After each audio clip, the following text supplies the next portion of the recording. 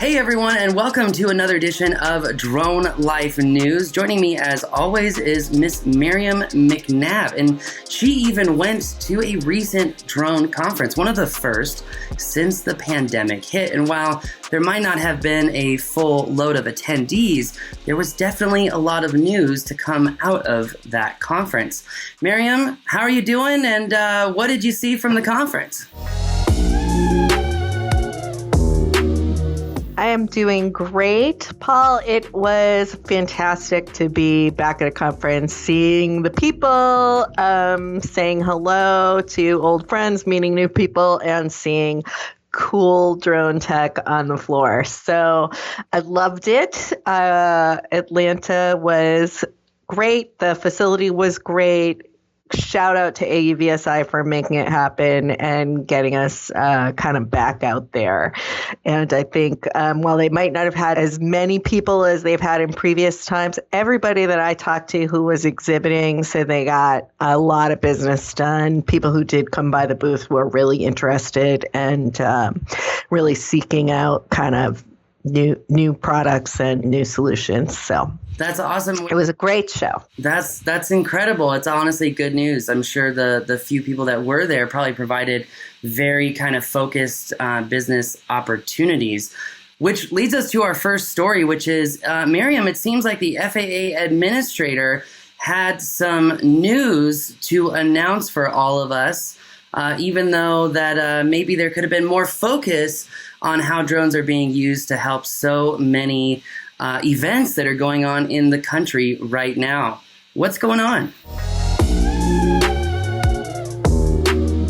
Yeah, so FAA Administrator Steve Dickson did take the stage, very appreciative that he made the time to come out. I think we got to get him on more drone stages. He talked a little bit about drone light shows, but didn't touch on as many of the commercial and public safety uses that we really talk about all the time. However, he was able to give us sort of some updates on what the FAA is doing. They are very, very, very focused on BVLOS flight. So that is absolutely the next big thing that we can expect from the FAA. Talked about it in terms of hoping to kind of get conclusions from the ARC in the November timeframe and move forward from there. So definitely a big focus for drone regulation is that BVLOS flight that we have all been waiting for a very long time. The other thing that he talked about was aircraft certification. And, Mr. Dickson referred to drones as airplanes. He said they are a type of airplane, a type of standard aircraft. And there is a program going on to modernize the certification program where they're really taking kind of the systems that they used to certify manned aircraft and modernizing and updating those to accommodate new types of aircraft, such as drones. So that is also really a focus for the FAA right now. Also another thing that the commercial industry has been waiting for a long time.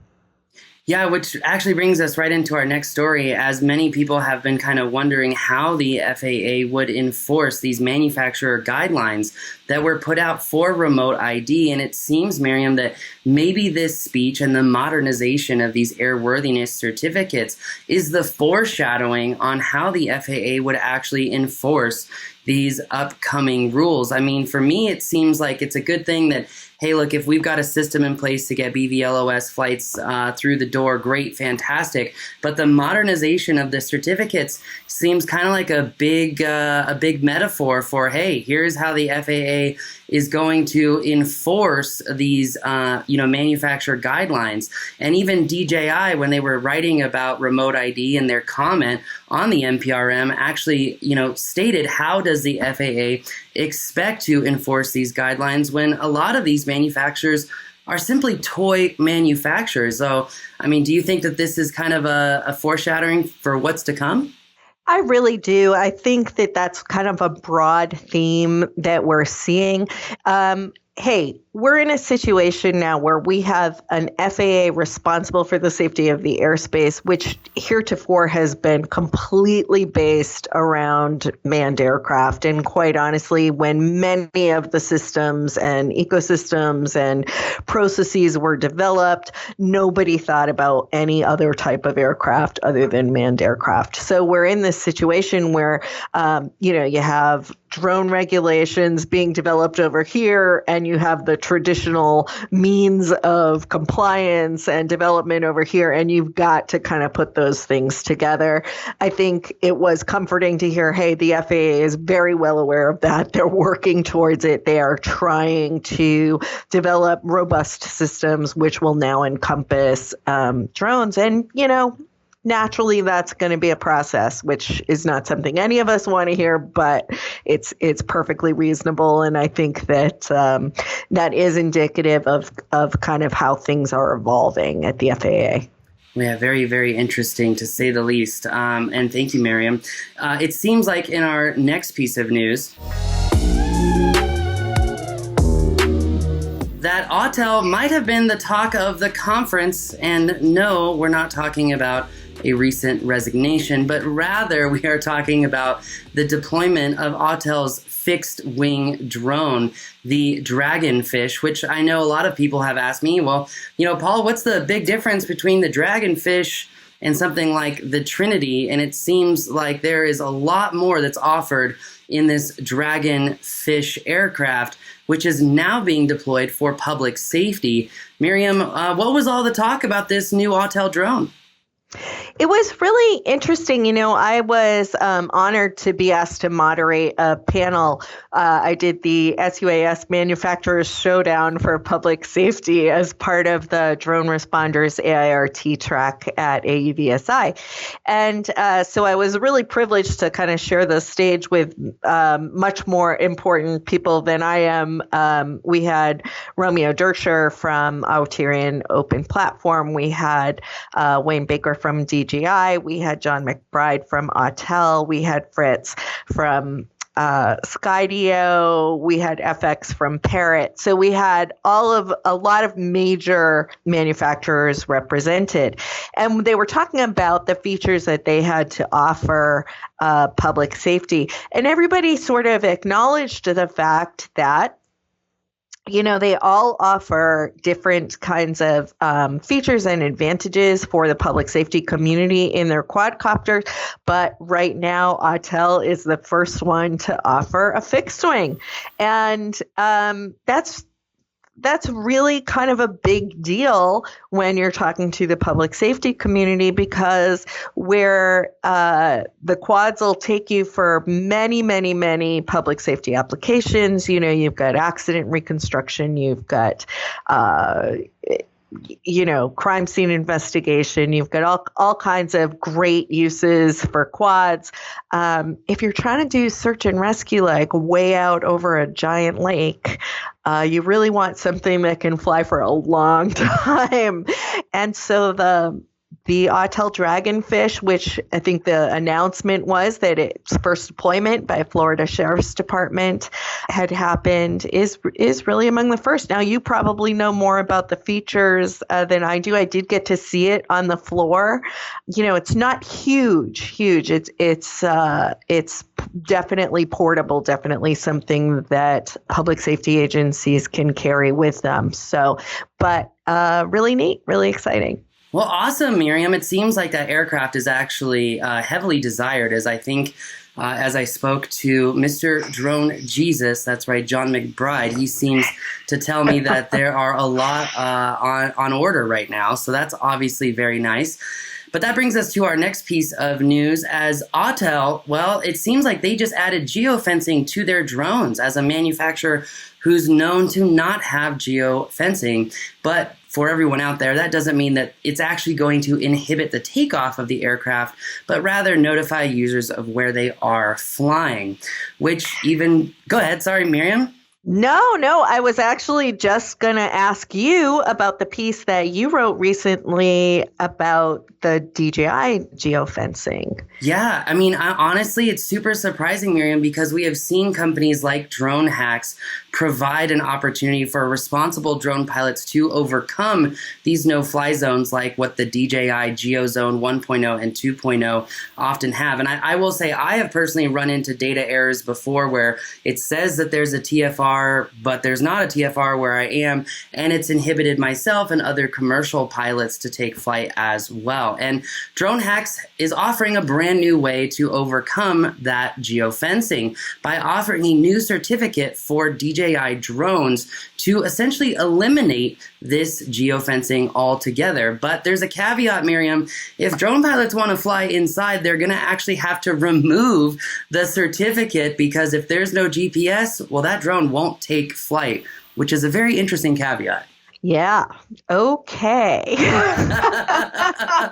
But moving back into AUVSI, Miriam, in our next piece of news, it seems like BRINC Drones, who we've had here on the show before with Angad Singh, they have a brand new drone, the Lemur S. What was going on with this drone, and what type of drone pilots will be utilizing this aircraft? This was so cool. I love this. So not sponsored. This is just my opinion, but I had so much fun hanging out with Brett Kanda. He was formerly at FLIR. A lot of people know him. He is a vice president of sales and marketing at BRINC, and he showed me the Lemur S, which they soft launched at the show. That's the latest update for the Lemur, which is designed for SWAT teams. This is really a very purpose-built drone. You can read about it on DroneLife. Had so much fun. I mean, the first thing that he showed me is how robust this drone is. So I almost had a heart attack. He stands up. He's taller than me. He drops it onto the cement floor of the expo hall. I'm thinking, oh my God, I hope I am not liable for this drone. And it just sort of bounces gently and does its thing. Then he flips it over onto its back and shows me, turtle mode as they turn it over. This is really a neat product. I think it's something that, even though it's purpose-built for SWAT teams and public safety, anybody can kind of relate to.